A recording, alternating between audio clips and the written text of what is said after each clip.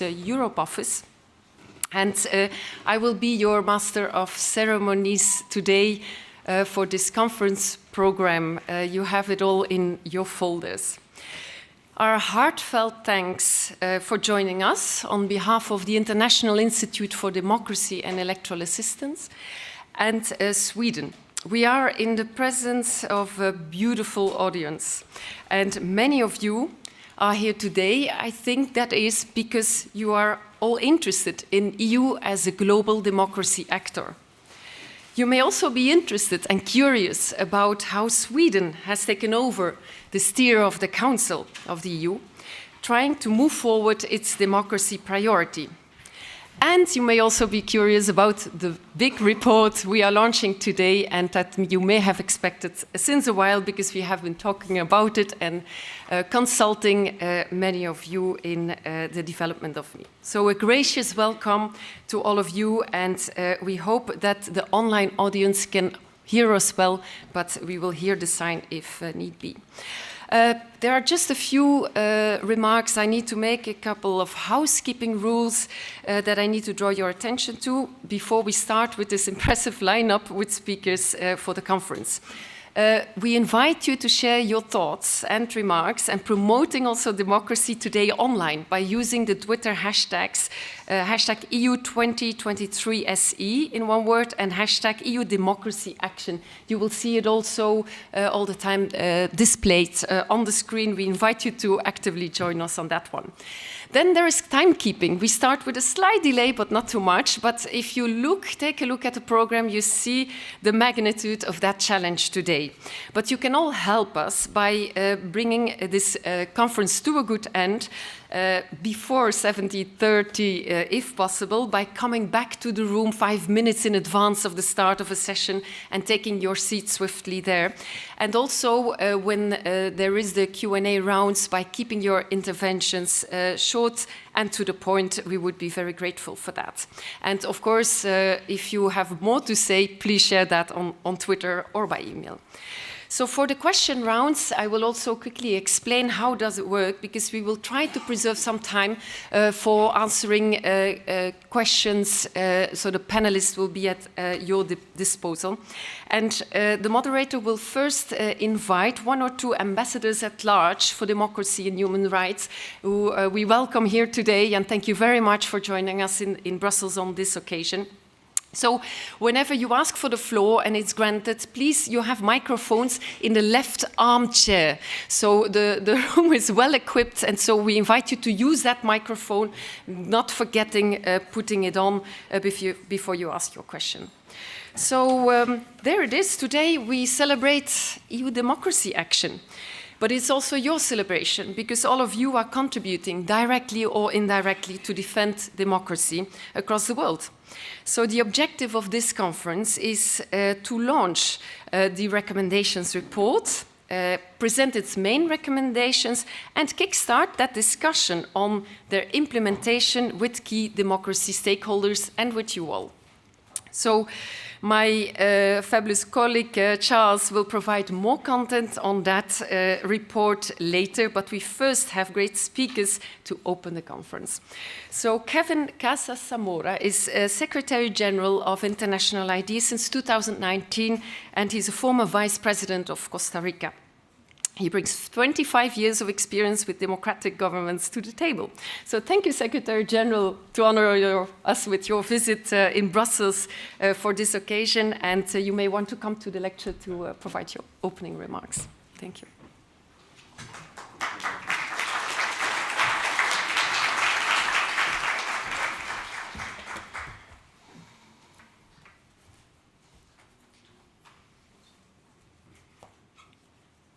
Good morning and welcome.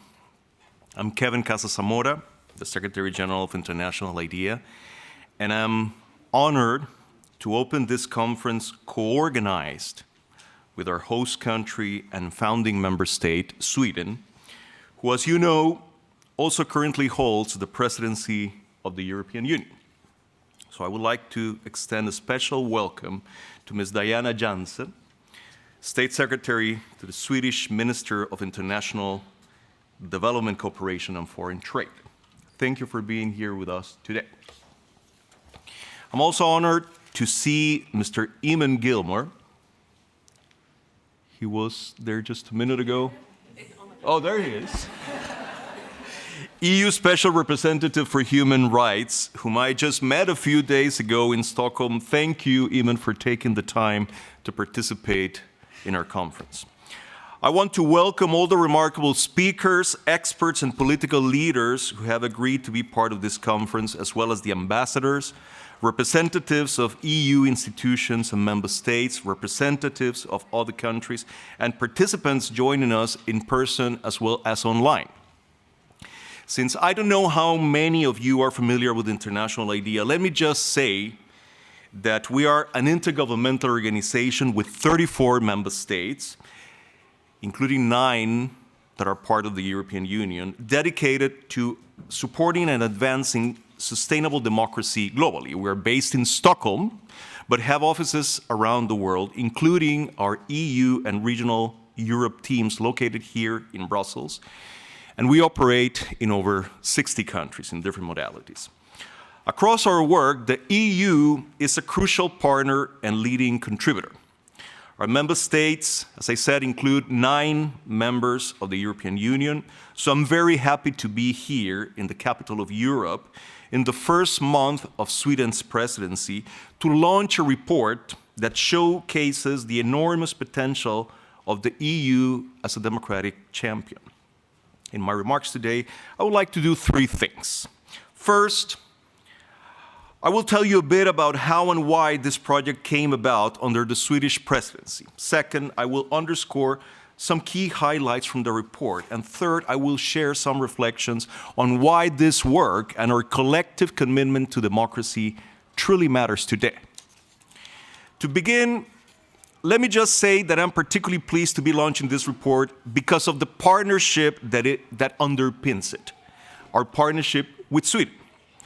International IDEA was founded 28 years ago in Stockholm for a reason. Sweden cares about democracy and multilateral action. We're truly grateful for the unwavering support that Sweden has shown to us as an institute, but more broadly, to the global cause of democracy. I come from a region of the world, Latin America, with a troubled political history, where democratic forces have always relied on the support and the example of countries that have proven that it is possible to build a humane society based on a resolute commitment to democracy, human rights, and the rule of law. That's what Sweden represents to someone like me and to the world. Let me commend Sweden for building on the power of its example by turning democracy into a pillar of its foreign policy and building alliances to protect the values embodied by its unique history. The recommendations report we're launching today continues that proud tradition. The production of this report has been an inspiring journey for International IDEA's Europe team over the past year, in excellent collaboration with colleagues from the Swedish Ministry for Foreign Affairs, and with valuable stakeholder input collected through a comprehensive global consultation. It is an example, I hope, of the value that comes from effective cooperation between intergovernmental institutions such as IDEA and their member states. The EU itself has an important track record of leveraging and amplifying the capabilities of its own member states, including in the democracy arena. Through its external action, the EU has been a staunch supporter of democracy abroad. Indeed, the EU is the largest donor to democracy globally. Our research confirms that the world continues to see the European Union as an important democracy actor, one that assertively pursues values-based policies and inclusive approaches. And this brings me to the report. Because if there is one key message to draw from this report, is that the EU should double down on its reputation and grow ever more visible in defending democracy as part of its core identity internally and globally. In this regard, I want to highlight 3 qualities that the report suggests the EU should embody: humility, coherence, and inclusivity. First, humility. As highlighted in a recent Global State of Democracy report launched last December, the trends towards the deterioration in the quality of democracy are unmistakable, and they are also global. They're not to be found only or even primarily in young and underdeveloped democracies as we used to believe until recently. We just need to see what has happened in the United States and even in Europe, where some of the most severe cases of democratic backsliding are found today. To borrow a phrase from a great article by Tom Carothers and Francis Brown, there is no sun at the center of democracy's solar system anymore. The debate about how to protect democracy needs to be pluralist, devoid of hegemonic models or pretensions. It needs to be infused with humility. Second, coherence. This is about coherence of narrative as well as of action. Many of the actors consulted in the course of this project were clear in pointing out that the EU can and should celebrate the centrality of democracy to the EU's identity, while also making sure that the bloc lives up internally to the values that it professes. Its international credibility rides on that. In terms of action, coherence means making sure that democratic initiatives work in tandem with efforts advancing related values, such as human rights, rule of law, and integrity, to name a few. Third, inclusivity. The protection and promotion of democracy cannot be successful if pursued by governments alone.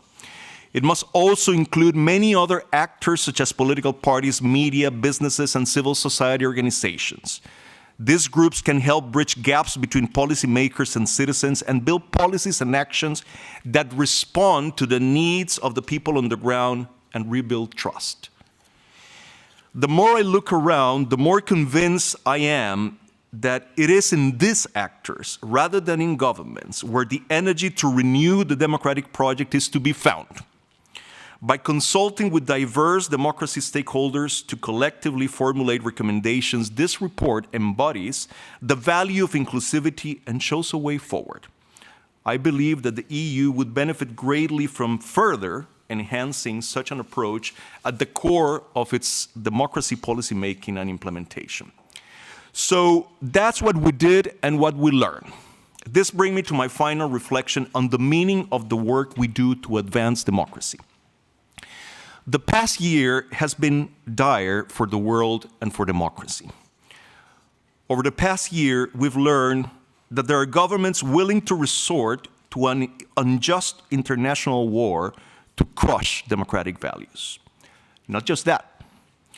Through Putin's joint statement with Xi Jinping, a remarkable document released just before the illegal invasion of Ukraine, we know that the authoritarian leaders of the world are determined to redefine what democracy and human rights and self-determination mean, and to claim they mean whatever naked power wants. We are in for a generational struggle to protect the meaning of those words and the values they embody, so as to bequeath them to the next generation. Our work has now become an urgent global mission, which we should perform with a great sense of responsibility. This will be our tribute to the people in Ukraine, who are putting their lives on the line to defend the values that the countries and organizations represented here claim to be committed to. And we must insist that these are not just Western values. You see, at IDEA, we have colleagues from Myanmar. They left their country in the wake of the military coup and are in Sweden as refugees working alongside us. And I've learned a lot from them. In the terminal refusal of the people of Myanmar to be cowed by their authoritarian rulers, we have seen the proof that democracy is not a Western construct, but a universal aspiration. I never fail to notice that the voices that say that liberal democracy is no more than a Western concept are always those of highly repressive governments. We never hear dissidents or prisoners of conscience or harassed journalists who are, as part of the same culture as the government that persecutes them, resorting to the same cheap relativism. The values that move the people in Myanmar to resist military rule, the values that people are getting shelled on for in Ukraine, the values that impel millions of citizens across Africa and Latin America to stand in line for hours to cast their votes, are ultimately the same ones that sustain democratic systems everywhere. They are the beliefs that human beings are endowed with a sacred right to elect authorities in free and fair elections, to speak up and dissent, to share information with others and organize in civic groups free from coercion, among many others. Those values are universal because they protect the dignity of human beings and their ability to choose the life they deem valuable better than any other political arrangement. This is the twilight struggle we have in our hands. We need to muster the courage and build the global coalitions to prevail, knowing full well that while the values we defend are eternal, our victories are always transitory. Now, more than ever, we must make the case for democracy with conviction and urgency. It is a case that has not lost 1 ounce of its power to inspire and give hope and light in this season of darkness. Thank you all again for joining us in this effort and for being here with us today.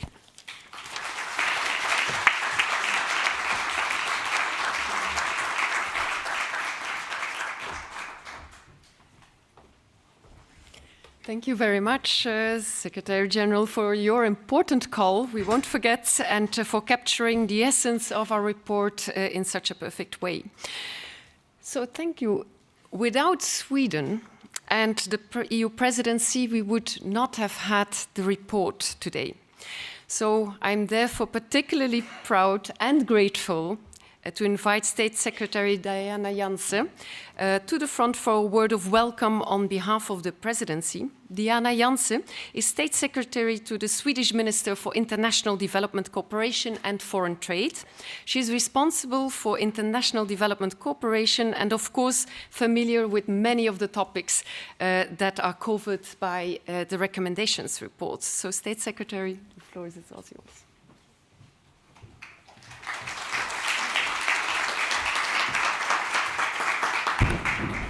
Thank you, and good morning, Excellencies and distinguished guests. We live in defining times. As Mr. Casas-Zamora pointed out, we have had years of global democratic backsliding. Almost 2 decades of this authoritarian wave has wiped out most democratic gains from the past quarter of a century. The global level of democracy is now back to where it was before the Berlin Wall came down. In 2012, 12 countries were facing democratic recession, while 16 countries struggled with deepening autocratization. In 2021, this number had risen to 52 and 34, respectively. As we meet here today, the number of people that need not only to defend their democracy and freedom, but to fight for it, seems to be growing by the day. The brave soldiers who defend Ukraine from the Russian aggression, or the rescue teams who dig up their neighbors or family members buried in the rubble of yet another Ukrainian home bombed by Russia. The brave dissidents who use their right to a final word in a Russian mock trial. The former Afghan member of parliament, Morsal Nabizadeh, who was murdered just a few weeks ago, simply for being a woman and a politician, a symbol of all the women and girls of Afghanistan who now are being deprived of all their liberties, their right to education, to work, to freedom of movement. Opposition leaders shot or poisoned or jailed. Journalists disappearing or murdered for their readers' right to the truth. Human rights and democracy defenders intimidated, harassed, or even killed just for making their voice heard. All of democracy's foot soldiers who risked their lives for what many in our part of the world had for long come to take for granted. our freedom, our liberties, our democracy. In that respect, the brutality of the war in Ukraine has been a hard and sharp wake-up call. Around the world, we are now witnessing how autocracies are failing to deliver to its citizens and how discontent and protests are growing as a result. The fear of autocrats for the ordinary citizen, with a little pen, in a little booth, marking a little paper, is expressed in so many ways. One is with brutal violence, another is an attempt in multilateral forums to undermine human rights, as well as efforts to frame human rights as Western values. In fact, the history of democracy is global, and more importantly, democracy is a universal aspiration, as Kevin so eloquently pointed out. No one wishes to be governed by people they cannot vote away. Meanwhile, the democratic world has stepped up to find joint solutions in response to Russia's aggression against Ukraine, to COVID-19 pandemic, to the energy crisis, and to the food security crisis. Alliances between the democracies of the world have grown stronger. Democracies outperform autocracies in all areas: economic growth, combat of poverty, level of education, social services, health, delivery of services such as clean water and internet access, gender equality, peace and security, the list can go on. Democratic governments are more efficient, productive, and responsive than autocracies.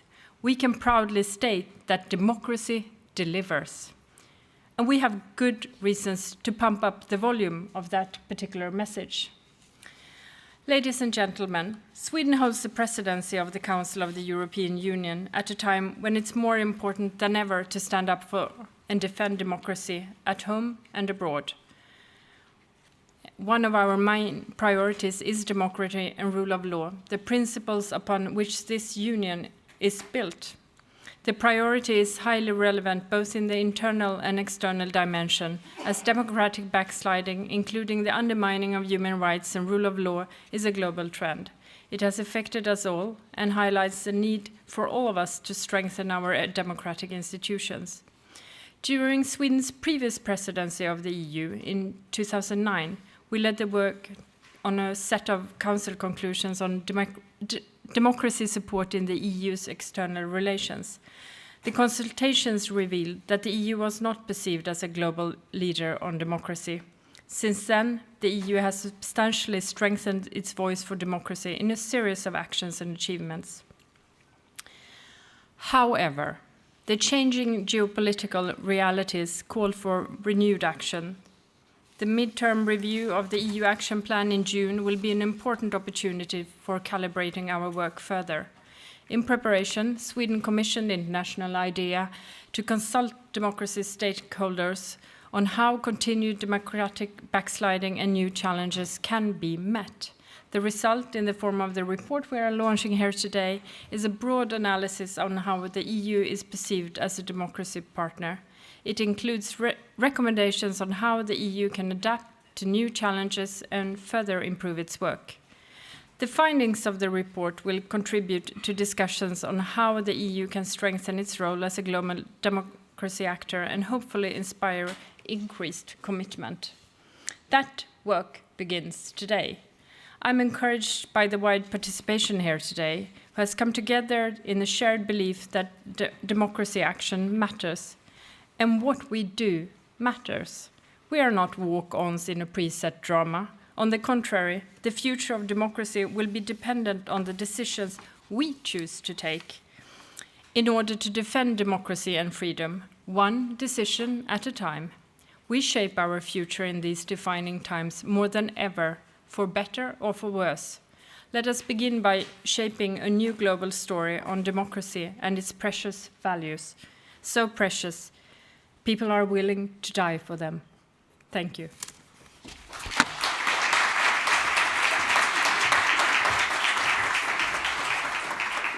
Thank you very much, State Secretary Diana Janse, for reminding us that the lack of democracy, what it means in reality, but also that democracy is there to deliver for citizens. Congratulations, warm congratulations on the start, a flying start of your presidency. We very much cherish the priority given to democracy. But as you say, thank you for the warm words on the report, but the real work starts today, as you say, and we will look forward to collaborating further on that. We will now watch a video addressed by Commissioner Jutta Urpilainen, Commissioner for International Partnerships. Many of you work, of course, very closely with DG INTPA of the European Commission, a strong democracy partner and driving the Team Europe Democracy global initiatives. Thank you, colleagues, if you can start the video message. Distinguished guests, let me thank the Swedish presidency and International IDEA. Your report on the EU's external democracy action comes at a crucial time. Around the world, democracy is under attack. The EU will not stand by and watch this happen. We will guard democracy in Europe and beyond, defend and nurture it. And we will do so united as Team Europe. Our Team Europe Democracy Initiative ensures a coordinated response to counter rising authoritarianism in 3 priority areas. First, accountability and rule of law. Second, political and civic participation. And third, media and digital. We also fully support the US Summit for Democracy. Ahead of the 2nd Summit for Democracy, we lead a cohort to promote youth political and civic participation. With our first ever Youth Action Plan in external relations, the EU puts young people at the center, to give them a voice and to engage with them in new ways. Youth are agents of change. They lead the advocating for climate change, for social justice, and for human rights and accountability. Dear friends, standing up for democracy and the rule of law is standing up for those who have less power and no voice. I look forward to continuing to work with IDEA, Sweden, member states and other democracy champions, because together we can advance the cause of democracy in Europe and beyond.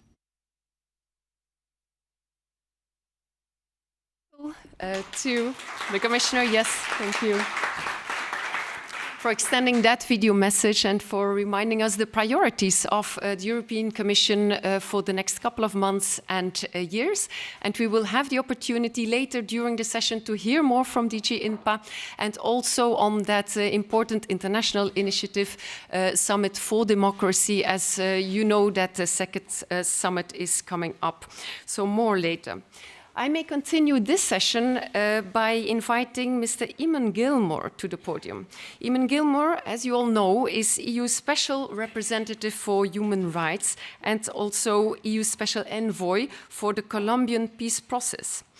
Mr. Gilmore is in that capacity the political face of EU's human rights and democracy action abroad, and they're directly concerned also by a range of recommendations in the report that you have in your hands. We had the opportunity to consult with him regularly last year, and I hope, Mr. Gilmore, that you are also pleased with the results. Mr. Gilmore, please, I invite you to the pulpit.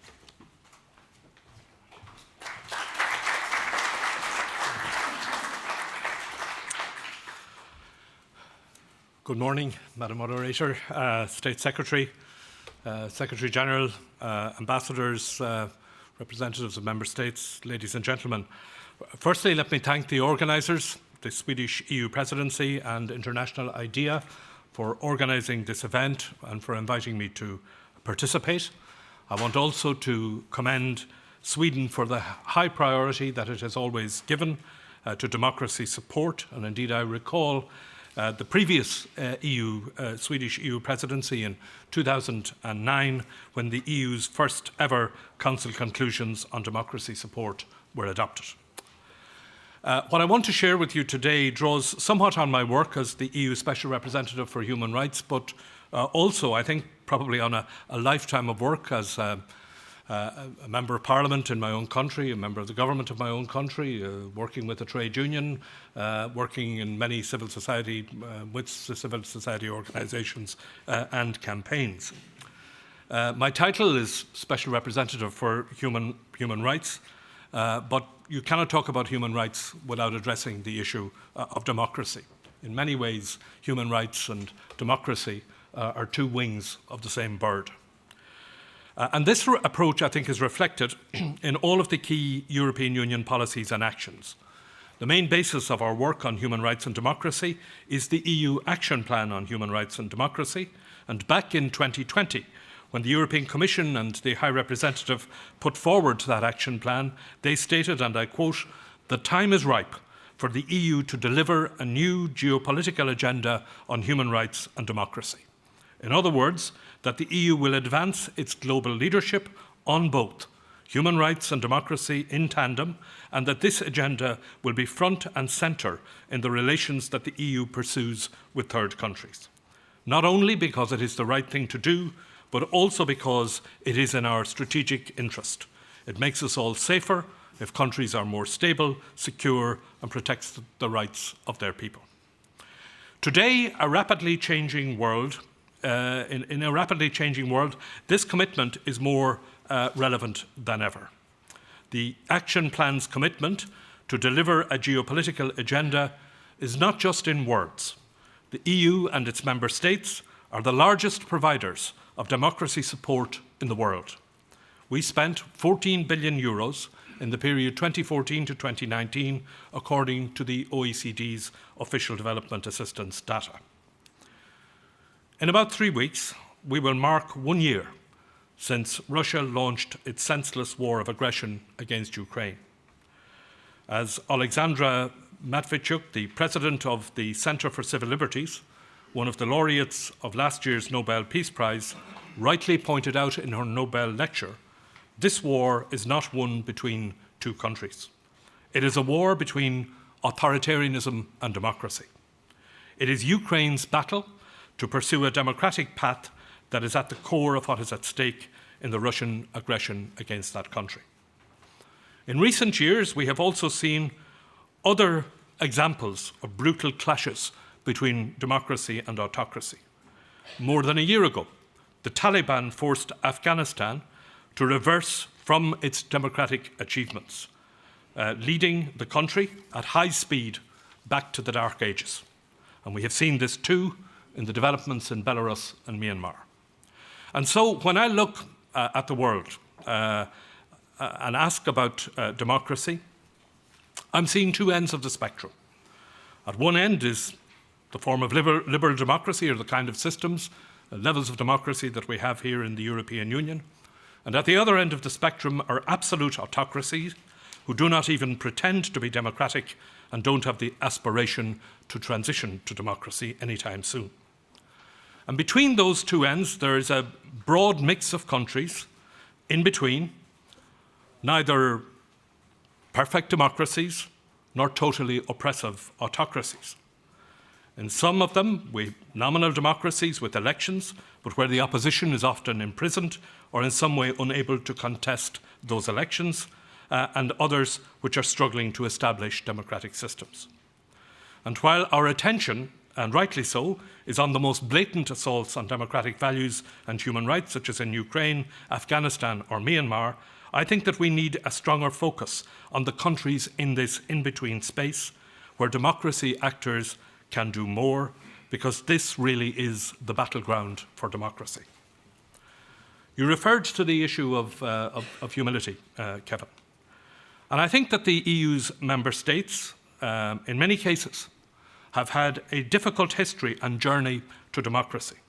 And we understand how challenging this is and how difficult sometimes it can be for things to change. And because of that, when we work on democracy with others, we ought to do it with a high degree of humility and indeed experience. All over the world, in the course of my work, I am seeing patterns of regression. For example, civil society space.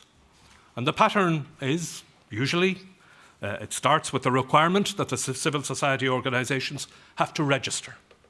And if they don't fulfil the very often vague and complex registration requirements, they then find themselves breaking the law, and they are declared illegal and sometimes shut down. Also, they are required to confine their activities as a civil society organisation to the original mandate of that organisation.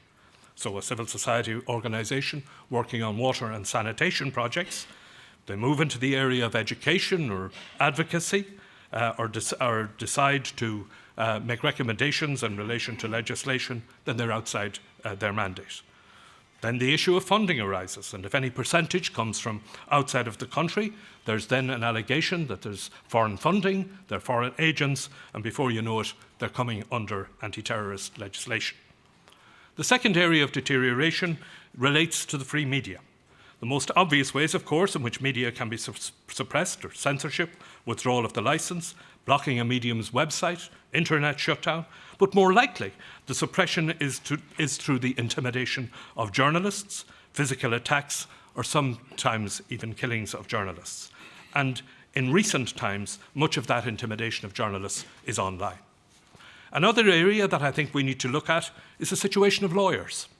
In the course of my work, I meet many lawyers who are themselves human rights defenders, but increasingly, I am meeting lawyers who are simply being prevented from doing their jobs, who tell me that they are being removed from cases, being intimidated, and in some cases disbarred.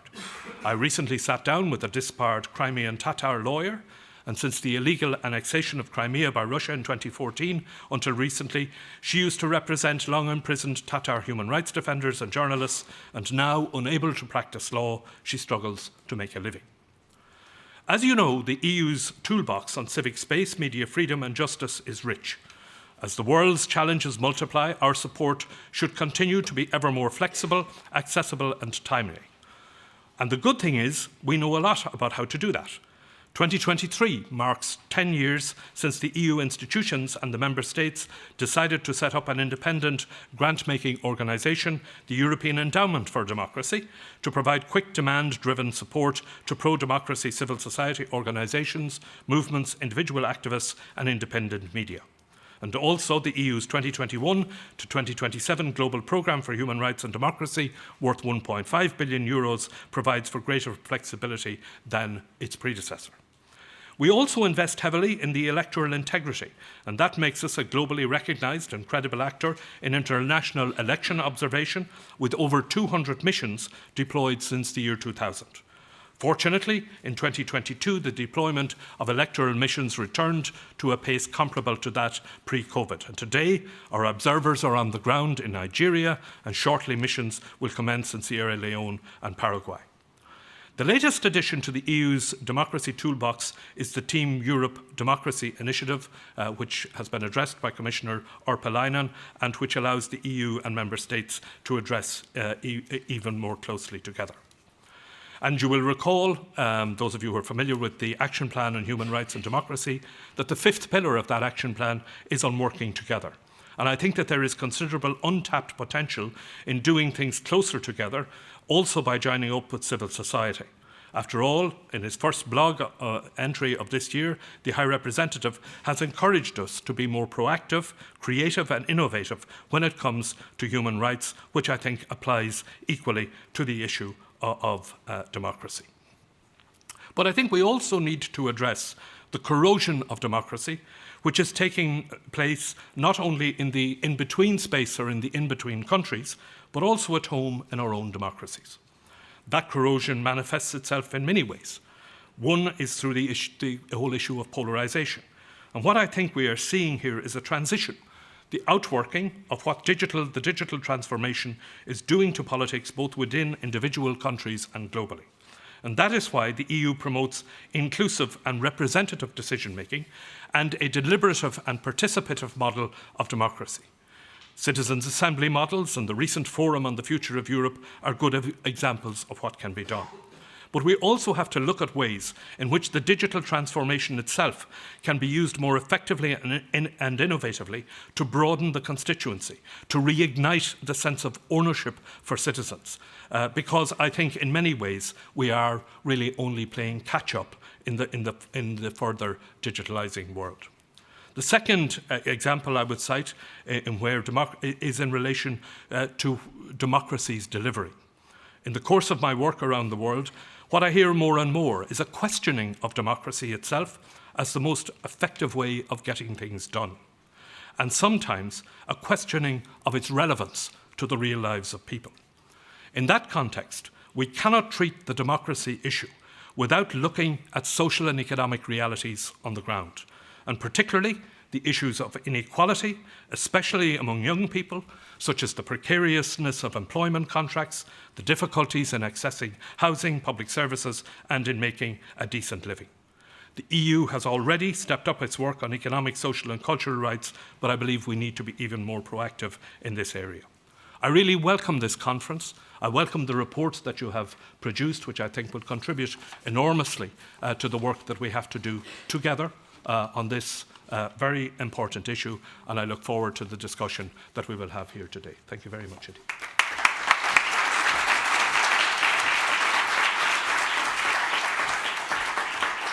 Thank you very much, Mr. Gilmore. You said very rightfully that the time is right for the EU to deliver a global agenda for democracy, and that the action plan is to be seen as a strong commitment. Your points on focusing on in-between countries is well taken, and it's also indeed very interesting to focus on signals of deterioration when acting on autocratization.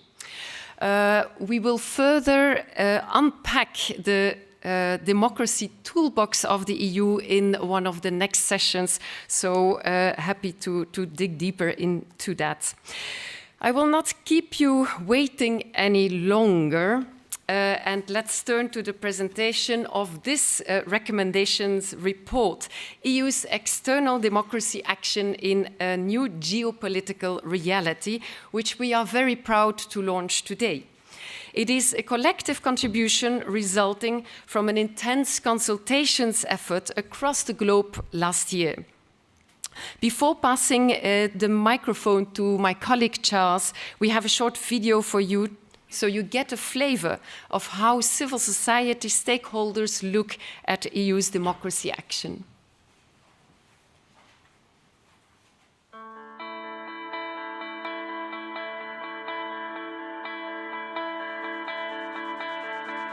When the voice of the people is heard and the will of the people is respected, especially during election. A safe environment to express yourself. Having leaders and government that are chosen by the people in a legitimate manner. I have a feeling that nowadays all world is fighting for democracy or against democracy, and I want to stay on the front line of this democracy development, which is kind of the only reason that can save our peaceful future.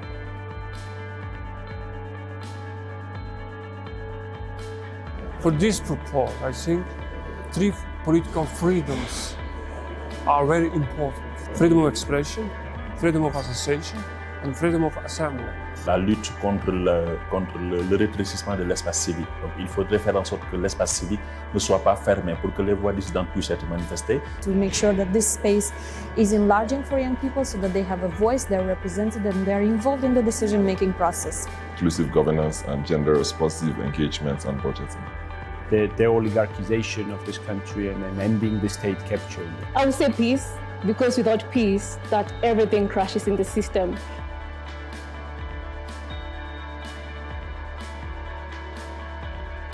I think democracy is a process, it's not an event, so we need a sustainable, a long-term, sustainable program to support the democracy. I think continue supporting democracy, democratic progressive forces that exist in Armenia, including those that fight for human rights, gender equality, and all other issues that EU is prioritizing. More support to civic society, citizens, because we are the people who are facing these challenges in terms of socio-economic and even governance issues. Exhibition of today's cases reforms on independent judicial system and on legal judicial system. Ce qui pourrait être amélioré, c'est qu'il y ait plus de dialogue entre l'État et les organisations de la société civile, mais surtout pour l'UE, accompagner les organisations de la société civile à soutenir les communautés locales dans la formulation des priorités. Definitely democracy is the model which we believe in Moldova, where I come from. But what European Union is expected from our side is to remain strong as well as construction. We are looking for an honest partnership because we don't look for success stories. We want to be feedback when we don't do good. And this is basically a partnership in which we are relying on equal treatment from both sides. One key thing for the EU to improve is on co-creative processes that engages and ensures everyone's voices are heard in policies and processes and engagements. Can be more vocal and more assertive with the government who is doing things in the wrong way. And on the other hand, they should promote the democracy fighters and help them more and provide with more resources and more support. I'll speak on behalf of the youth. Generally, it's just about the involvement, not just in the policy-making dialogues and discussions, but also in the implementation stages, in the monitoring and evaluation stages, in the commitment, in the committees, the governance and all that, and also being actors as the watchdogs to ensure that these systems run smoothly, there's accountability, and to ensure that there's sustainability, because in the end, that's what we want. EU priorities should be very simplified for local population, for our countries. It should be very understandable, like easy understandable for people, for, I don't know, for kids from kindergarten, for elderly people, for people who have never been in big conferences. I'm pretty sure that when people will adapt these values, then people will be ready for defending these values.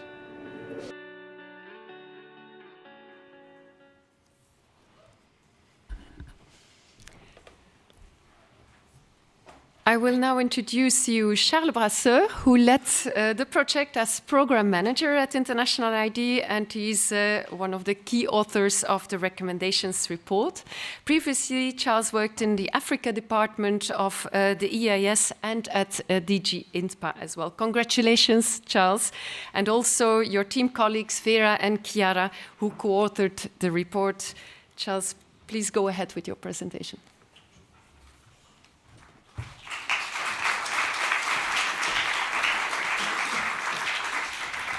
Thank you very much, Marilyn. Thank you to the high-level speakers and to all of you for attending the conference today and to participate in the launch of our report. So let me just start by saying a few words about the context in which our project took place. We've heard from the speakers already some of these elements, but I think it's good to keep them in mind. First, of course, the new geopolitical reality that we're in since basically the last two, 3 years.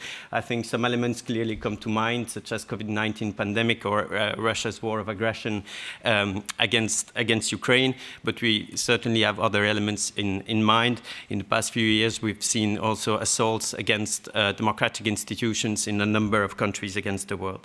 This is also taking place in an increasing authoritarian trend. I think we're all well aware of these developments here in the room. I think it's also well documented. International ID has a global state of democracy report which documents these trends. And I think this is, of course, a worrying situation, but also calls for being more proactive when it comes to the democracy agenda. So there's perhaps an obligation there to do more. There are also new challenges to democracy, of course. We've heard about digitalization already. And also keeping in mind, I think an important point is that democracy is now expected to tackle a number of increasing challenges, of course, such as rising of inequality or climate change. So our project, of course, takes place in the framework of the Swedish presidency of the Council. And let me once again thank Sweden for the invaluable support we received, since without Swedish support, we could not have made that project possible. Last point, and we heard USR Gilmore mention it, the EU Action Plan on Human Rights and Democracy will go through its midterm review in June. And so, of course, our report also aims at providing recommendations for that policy process. Just a few words on the methodology of the project. I think you just saw the video of some of the civil society representatives from the Global South and Europe at large that we consulted. I think it gave you a good flavor of the spirit of what we intend to do. So we very much try to formulate recommendations that are not ideas recommendations, but that are actually part of a broader consultation process. And to that end, we really try to consult with stakeholders that take part in the policy making of the EU's external democracy policy, as well as civil society representatives from the Global South and from Eastern Europe at large, since they are the prime beneficiaries of that policy. So before I enter into sort of the key strategic recommendations of the report, I would just like to share with you a few preliminary considerations. The first one is obvious, but I think it's important to underline it nonetheless, is that democracy has really become a burning topic of the international agenda, and that it's clearly under the spotlight nowadays. Just as a couple of examples, we've seen that it clearly came out as a top priority in the State of the Union speech of President van der Leyen, or in the speech of Prime Minister Christosson when he presented the Swedish presidency priorities in front of the European Parliament. Another important point, and that's something we've heard throughout the consultations, is that the EU continues to be highly appreciated democracy actor. I think it's recognized as one of the few foreign policy actors that has a value-based agenda and that's really proactively trying to pursue it. There's linked to that the acknowledgement, and we've heard it from State Secretary Janse as well, that in the past 10-15 years, the EU has done quite a lot in terms of adopting new policy frameworks or tools to equip itself and to be more active on the democracy front. So these issues, I think, are very well understood and captured by the stakeholders that we consulted. That being said, and also given this new geopolitical reality, we believe that room exists to further strengthen the EU's external democracy policy. And this brings me to our key recommendations. You've seen them, see here on the screen. First one being to build a new narrative on democracy. Second one, to really use democracy as a guide in all EU external policies. Third recommendation, to adopt an EU-integrated approach to democracy support in external relations. And finally, to make the EU democracy policy more inclusive and also taking into account the gender and youth dimensions, so that both the design and the implementation of that policy is fully inclusive. So I just wanted to quickly highlight, as I mentioned, that the recommendations we formulated today are not our own recommendations, but are really the result of a consultation process. And what we did after we prepared the report is launch another survey in the course of the month of January to go back to all the people we consulted to check with them if what they thought about these key recommendations. And you can see there's a really large buy-in, since more than 9 out of 10 people we approached actually agreed or fully agreed with the recommendations that we have put forward. So let me maybe take just a minute to detail these recommendations a little bit more. The first one is on the need for the EU to update its narrative so as to promote democracy, of course, as a universal aspiration, but having a narrative that's also more tailor-made to local conditions. So it's something we've heard, that this narrative needs to be more humbler, that needs to be more transparent, and also engage in a more reciprocal manner with third partners. That would also be a way to diffuse the us versus them narrative that we hear more and more, especially that's promoted by autocracies. One point I think really important as well, and that was underlined by ESR Gilmore, is the fact that democracy should be really shown as the best system to deliver for the well-being of its citizens.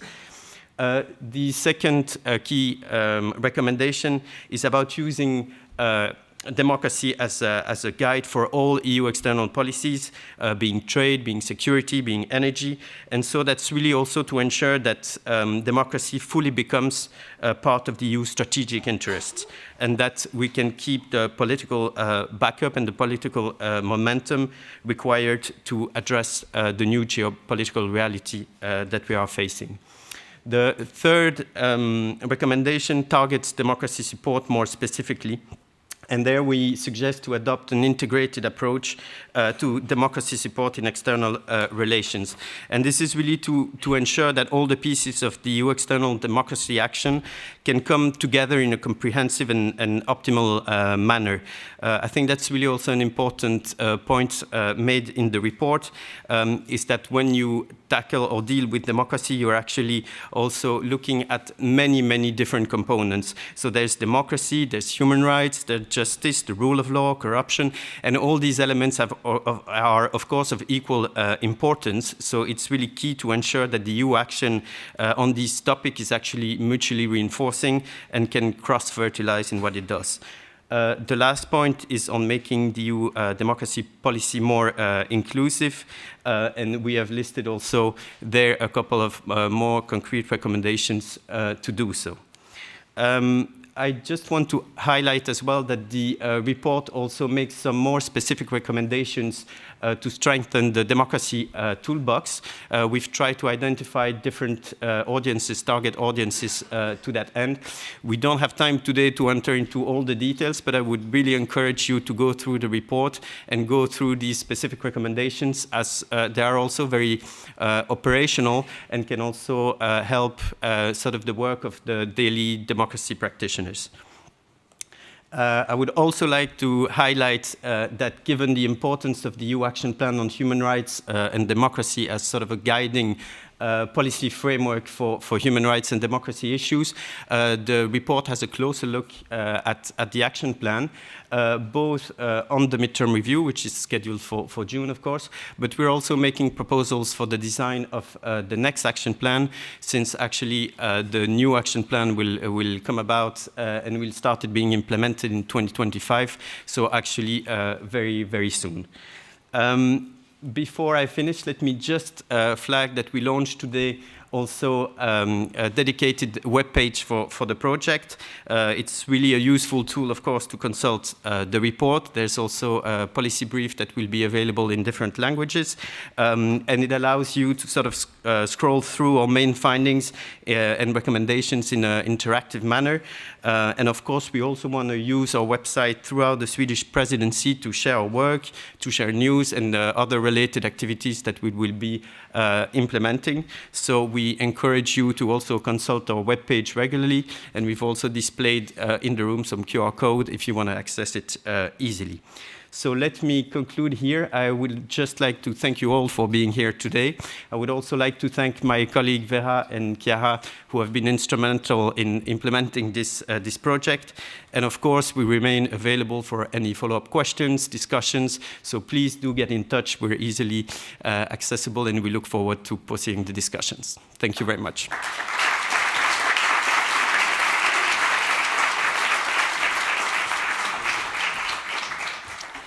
Thank you very much, Charles. And I'm afraid that time is getting up for this session. So unfortunately, we cannot host a Q&A session right now. But I'm sure that you will be able to catch the speakers on the sides for your questions. But also, you may find answers in the following session. So please join me in giving a last warm round of applause to State Secretary Diana Janse, Commissioner Urpilainen, EUSR Eamon Gilmore, and Secretary General Kevin Casas-Zamora for their support and contributions.